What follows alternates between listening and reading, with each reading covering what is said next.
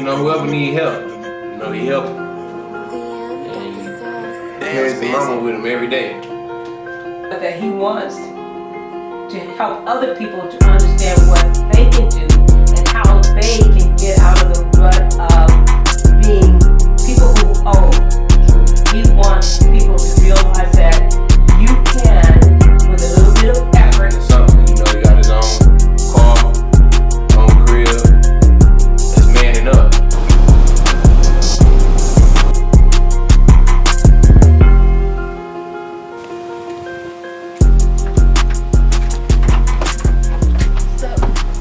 What's up, lovely? hello.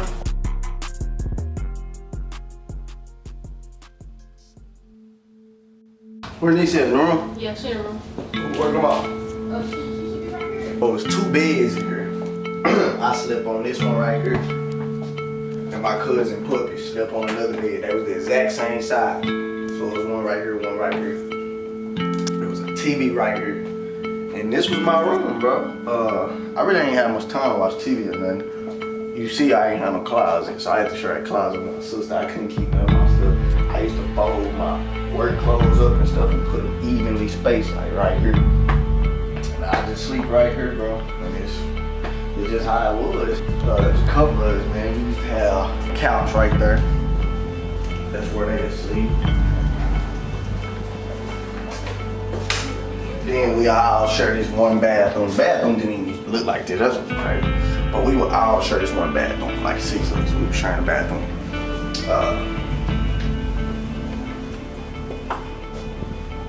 Then that's Lovey, my cousin Lovey. Right there. Alicia. We used to share this closet. We scoot all our stuff over this way. And then I had this happen. I used to have to come here to get clothes all the time. I used to put my baskets in the corner and stuff over here, so I used to get on her nerves with doing all this. She like I used to always come in her room and stuff and get clothes and stuff, but that's just how we had to do it. Okay, I'm Catherine Odie. I'm Quentin's step-grandma. And I like the idea of being Quentin's step-grandma. I like Quentin because Quentin is a hard worker and he's one of those people that truly believes in himself. Throughout all of the hardships of losing his mom, he's been there for his family, he's been there for his sister. He's also tried to make connections with the rest of his family, which I thought was a great thing, especially when you come into the world and people don't necessarily accept you or claim you. You know, a lot of people wouldn't go out and search for the other members of their family, but Quentin knows members of his family that have not necessarily been interested in knowing him, but he's been interested in knowing them and wanting to be a part of his family to make the connections. And I really like that about him. Yeah, true. So say this, Grandma, so since speaking on effort, so how many jobs have you seen me work? Well, I slept on this bed in here. Well, how many jobs have you seen me work? At one time, like at one time, within a week, for most of the days in that week, Quentin has worked 3 jobs. He worked a job that worked midnight shift. He worked the job that worked in the retail. And I worked weekends. And he worked weekends. I never had it off. And at the same time, he was always looking for something better. But one of the smart things that he always managed to do was to always have a job, because the person who's going to find a job is going to be the person with a job. Because people have a question when you come and apply for a job, and especially if you're over the age of 20 and you don't have a job at the time. It's kind of like, what are you doing with yourself? So if you're not in college, you should be working. And even if that working is almost for nothing, $1 is more than 0. True. And so and one thing I did that was good, I always had a game plan. So Grandma didn't charge me no whole bunch of rent to stay here. So what I did was I came up, the whole time I stayed here, I also made a savings for myself. And Quentin takes this very, very seriously. I've never known about him being behind with his car payments. And he is able to get a place to live. and be responsible for having things in his home. That is why I worked so many jobs. Also, so I could get me a car, because at one point my car broke down, and then I had to drive your spare car. It was crazy, but I had to do all of that in the meantime, save and get all my stuff in order before I could just get to where I want to be. But see, that in itself is a sign of intelligence, because some people think that when they get their first paycheck from that job, they're gonna go out and get a place to live, which is an impossibility. Yeah. You don't go get a place to live on your first paycheck. Your first paycheck, what you should be doing is saying is, if I had an apartment, how much would I need to be putting aside for the apartment? How much would I need to be putting aside for my, you've got to be able to plan out that whole scheme of things. And you didn't rush out with the first paycheck and grab a place to stay, or rush out with the first paycheck and grab a car. You put that aside. That's realistic. Yeah, true. You're going to pay, even if you're going to go ask somebody else to borrow some money, the first question they have is, how much do you have already? Right. Why should I finance you a car if you don't even have next month's car payment? That's true. And see, those are just reality checks that people need to understand. Thank you, Yes. thank you. You did some great stuff, and Okay. that literally played. And y'all can chop and pizza how Oh y'all want. yeah, we are, and that play. That's for when the streets Okay. talk. That's wrong. But look, okay, so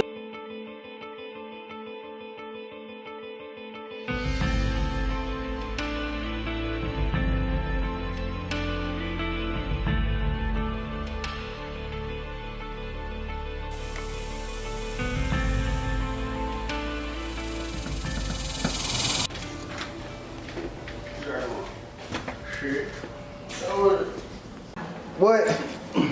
He talking about you doing the 3 months. That's easy telling you that. He said you did 3 months. Pull up, man. Look at Lisa laughing. He did 8 months. He did 9 months. Who did 9 months? Like that boy on YouTube. I did 4. Okay, mama, you look. He said he did He did 4 months. He hard. 4 and a half. He 4 and a hard. half. Yeah, I'm on the pedestal. You're You need to come, but Yeah. it's okay. Stop, girl. You might could. And you come like bread so uneven. Y'all I'm both just be on using this. the I'm lower. sorry. what? So she could be higher. She could be on this You can one. sit right there. Yeah. 2, 1. Y'all just gotta introduce yourselves. Hey, man. Action. I'm Puppy. I'm Quentin's little cousin. Little big cousin. This is my mama Tawana. She can introduce herself better. Yeah, I'm Tawana. I'm his auntie. You know what I'm saying? I've been knowing him since he was a eraser head. Since I was an eraser head, a little boy. Yeah. He is Qthespeaker once again. Check it in. So, yeah.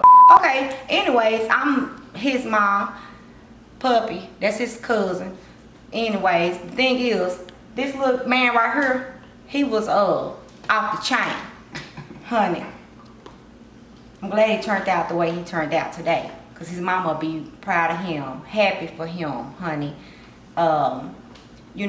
He always had the answer. When he was a kid. Quentin, Bo, go over there and talk to Quentin. You don't ever remember Bo used to come over there and I do remember that. Y'all used to tell me you don't know everything. do you remember Bo used to come over there and do that? Yeah. Cause we had to send him over there because, you was the boss. You was little cousin boss. Quentin liked to fight when we was younger. Yeah. Quentin was the fighter. Quentin didn't like losing or nothing. None of that. We were playing, fighting, and I bust his lip. He want to fight for real. For real. Me and my kid, we stayed together about a year. I had to put his hands on him too. Oh yeah, heck yeah. I had to put You better. Take 1. Action. You ain't got nothing on him. Nah, you been doing that. He still got that. He just stick. I ain't got it like that. I ain't got it like that. Yeah. Nah. Anyway, that's some people Quentin, motivational man right here. Yes, Young sir. nephew right here. Yes, sir. Long time, same household. Yes, sir. He was out there. I can say like that. Not out there in a bad way, but headstrong. Gonna say what he got to say. Sometimes you wonder what the But hey, everybody grow up different. You get a different understanding, and your life is different. I wasn't going for none of that. Like, I don't know. I just always been outspoken. If you got something on your mind, you need to say it. There So you go. yes, I'm gonna say it. Yeah. We all can learn how to fight. We fighting together. Right, Puppy, right. Trey, Devin, my little brother AJ, everybody. So it's just what we was doing, man. Like I used to get us in a lot of trouble. My sister know too, and nieces, like everybody know. But like I say, I grew up over time, and it just wasn't working no more. Nate, me, they know we was all, man, we was all in trouble. When we was young, that's what that was. Like, yeah, I was in trouble. I couldn't really have a lot of fun. I stayed in some stuff, so. Me and Puppy used to steal bikes. They still bikes, yeah. I didn't cross all circle of life. Yeah, man. That's why we try to let them know, hey, it ain't nothing new. Y'all ain't putting the wood over nobody's eyes. Yeah. You done been there, done that. Know y'all can do the same things. Yeah. That's why as adults, we always try to talk to you, tell you something, because we already know what you're doing when you go. You think you don't know what y'all up to or what y'all about to get into. But what I can say is for y'all age, when y'all was stealing bikes, we was doing something totally different. So somewhere y'all was raised the right way. Yeah. You know, I catch y'all on Appreciate you, another bro. episode. I'm prepped up, ready. Yeah, we ready to go. I'm ready. What was something else? Action. I'm Devin Jackson. I just graduated high school. Graduated from Bryan Adams. This is my big cousin right here, Qthespeaker. You already know. He was running with us too. We all in the green room fighting and stuff. We all been doing it like, you know, it's what we've been doing. So Devin, what would you say? What's your take on it? How you think I was growing up? Man, you know what I'm saying? I was back and forth from Memphis and Dallas, but like I said, this is the house right here we grew up in anyway. True. Yeah. But for Devin, like I say, you know, I don't know what happened, but he was bad too. He just, You know, man, AJ ran together. AJ is his little brother, but you know what I'm saying? It was me and him. You know what I'm saying? It was a few times where they, you know what I'm saying, they said, come on, y'all can come with us, and you got a couple of them stories, but can't talk about that. yeah, but like I say, you know, this where it was at, man. We was at grandma's house. That's where everybody, it was, how many grandkids over here? It was like 6 of us. Trey, Pup, Q, AJ, me. We wouldn't call it struggling. We don't see it as struggling. It's just how we grew up. Everybody go sit down at the table. We get 9 plates. Grandma gonna make a spread. I don't know what we eat. We eat beans and weenies, pizza, whatever, but it was out there. We was all eating. Everybody ate. Like, that's just how it was. And, you know, everybody love each other. That's just how it is. We might get on each other's nerves here and there, but for the most part, the whole family don't. That's just how it is, bro. It's family, so that's what we do. Cousin, D, I call him Meaty. That's what I know him as. So when did we go to school together? Elementary. Where was we at? I forgot what elementary school it was called. But we was in North Dallas, huh? Yeah, we was in North Dallas, yeah. Okay, so what happened? Why we can't go to school together no more to this day? We played basketball one night. We played basketball one day. And Q had the ball. And he had made it. He was trying to get his money back. He like, he gonna get my ball back. Some big nigga grabbed the ball from the when he made the shot. Real story. So Q going back and forth with him like, damn, you gonna give me my ball back? It was nothing like that. Nigga win. But you know, that's my cousin, so fuck it. I'm talking shit. My cousin fight, we all fight. So out of nowhere, nigga, I just run up and knock the nigga out. Knock the nigga out. Fuck this nigga, we all finna go down in this bitch. Hey, that's what happened. Hey, you know, I got in one of his videos, did my little speaking thing. I spoke on it. That's just, you know, so nowadays, bro, he doing good for himself. I'm doing good for myself. We taking better paths. That's what family here for.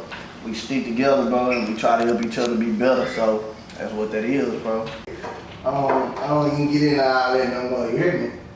I don't know what made me just, cause at first my mama passed away, man. I was tripped out, but yeah. Like I say, you know, you be a part of the problem or you be a part of the solution. You know, I got tired of my family calling me crazy too, bro. So I wasn't really trying to hear that no more. Right, bro, crazy, man. Yeah, like my sister kept telling me I need to go to counseling and I got anger problems and all that. So I was just What like, you got alternative school for? yeah, I was like, nah, bro. He left everything alone. He don't drink. He don't smoke. He drinks a little bit. I ain't gonna tell you that. He drinks a little bit. But he don't mess with any I'm a drugs. social drinker. He don't mess with drugs and nothing like that. He never have. So, you know, for him to be that way, he left all that alone and he kept focused and he's going farther and farther as it goes. Keep progressing. So yeah, I'm really proud of my cousin, man.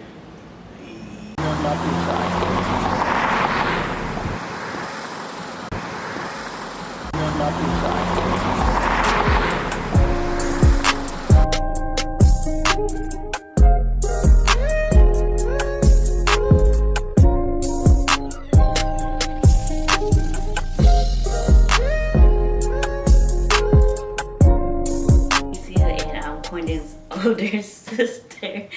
My oldest sister. This is my oldest one right here. Our relationship ain't, don't be playing. You play too much. You know, of course, your relationship, you know, this your brother. Yeah. And then you just gonna talk about, like, how the passing of your mom affected you, affected him. And we could just start there. And, introduce yourself, yeah. Alright.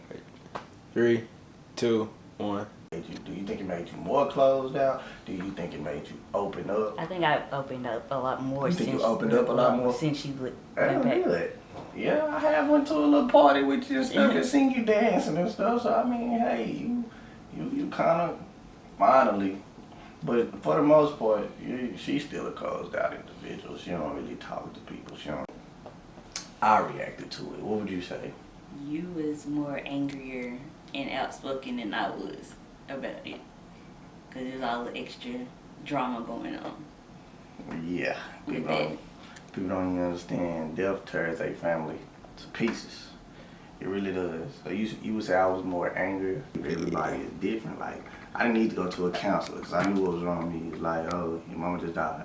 Like, 2-3 months ago. Like, who's gonna be walking around here smiling and laughing? Like, I don't know anyone who would be like that. So I didn't need to go to counselor. I knew what the problem was. So I just had to get past that stage. She said I can grow up out of maturity, and that's good coming from her. Because she tried to get me to go to counseling twice. Didn't do it. Ain't nothing wrong with counseling, though. I didn't say it was. I'm just saying. He didn't want to do it. No, I didn't. He felt that it was making him say, oh, I'm crazy, I'm crazy. Yeah, because I feel like people were I feel like they was throwing it at you, though. Yeah, I feel like they were putting me in a position to admit something's wrong. Rather than you just dealing with it. But overall, it was like, standing me, not so reasonable. But I am a little better with that. Because he used to be ready to fight, and I'd be like, no, you can't do that.